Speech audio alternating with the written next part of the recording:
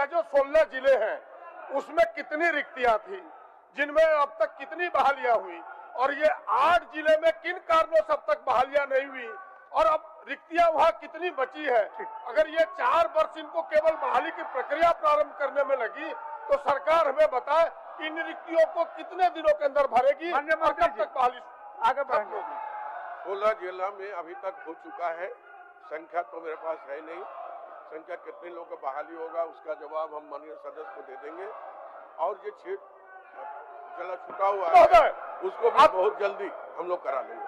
महोदय, अध्यक्ष महोदय, मैं इस बात से कतई सहमत नहीं हूँ कि माननीय सदस्य को दे देंगे। मैं सदन में इस विषय को लाया हूँ, सदन में ये बातें आनी चाहिए। मुझे पता है कि इन जिन 16 जिलों की बहाली की ये बात पूर्णता की बात कर रहे हैं, वहां भी बहालियां अधूरी है, वहां भी बहालियां पूरी नहीं हुई है। मुझे पूरा यकीन है और मैं पूरी तरह से स्वस्थ हूँ। 3 जिले देवघर, गोड्डा, दुमका को तुम्हें बड़ी नजदीक से जानता हूँ, और इन 8 जिलों में बहालियां प्रारंभ भी नहीं हुई है, खुद सरकार मान रही है। और ये भी सरकार को पता होना चाहिए कि जो होम गार्ड की बहालियों में नौजवान जाते हैं 50% उनके लिए पुलिस के लिए आरक्षित होता है। उन नौजवानों के भविष्य पर भी खिलवाड़ हो रहा है, इसीलिए सरकार सदन में बताए। अध्यक्ष महोदय, मैं सहमत नहीं हूँ कि कितनी बहालियां हुई, कितनी खाली है और कब तक प्रारंभ बने। महोदय, उत्तर में स्पष्ट है कि 16 जिला में बहाली हो चुका है, 8 जिला में अभी प्रक्रिया शुरू नहीं हुई है। माननीय सदस्य अगर कहते हैं तो इसी चलती सदन में अभी वस्तु स्थिति क्या है उनको अवगत हाउस में ही करा देंगे। अध्यक्ष महोदय, एक प्रश्न रखना चाहता हूँ ये कि पिछले सत्र में भी सरकार ने आश्वासन दी, और वो आश्वासन अध्यक्ष महोदय संबंधित था राज्य की जाति जनगणना का। सरकार सदन में आके कही कि भाई जाति जनगणना हम कराना चाहते हैं, और 5 महीने में सरकार ये भी तय नहीं कर पाई कि भाई जाति जनगणना कराए तो हम किससे कराए। ग्रामीण विकास हाथ उठा रही है कि भाई मेरे विषय नहीं है। भाई ग्रामीण विकास के नाते यहाँ मंत्री जी उत्तर नहीं दिए थे, मंत्री जी ने उत्तर सरकार के प्रतिनिधि के रूप में दिया था।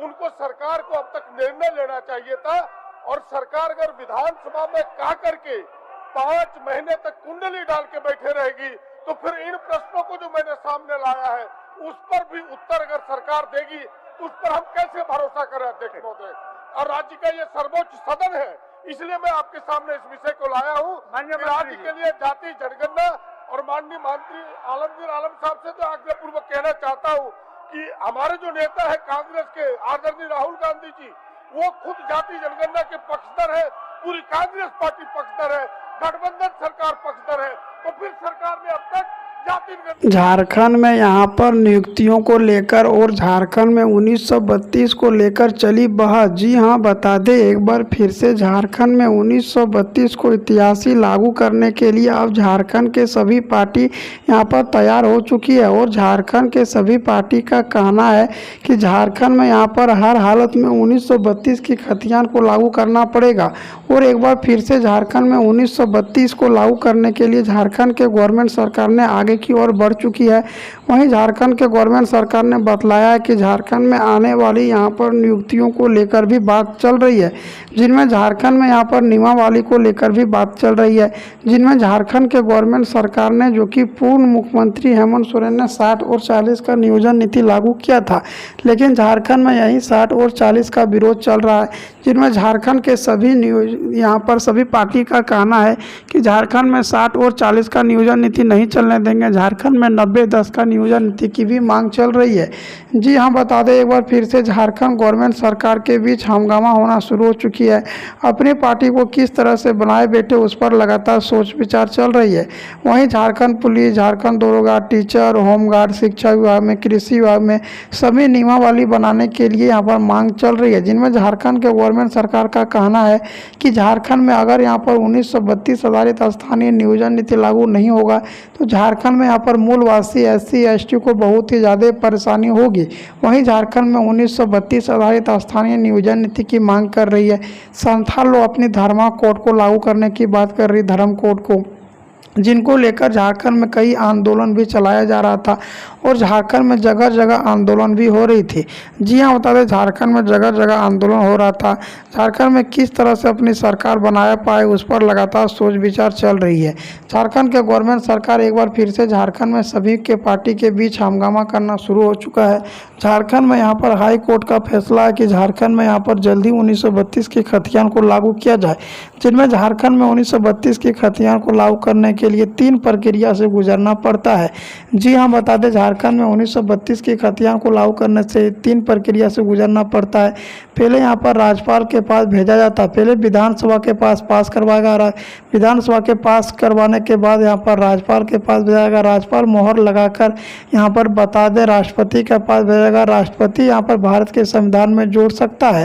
भारत में 9वीं अनुसूची में जोड़ने के बाद ही झारखंड के मूलवासी SC ST को आरक्षण मिलेगा और झारखंड में 1932 का यहाँ पर लागू होगा। अब सभी लोग सोचते हैं कि आखिर 1932 है क्या, आखिर 1932 से क्या फायदा होगा।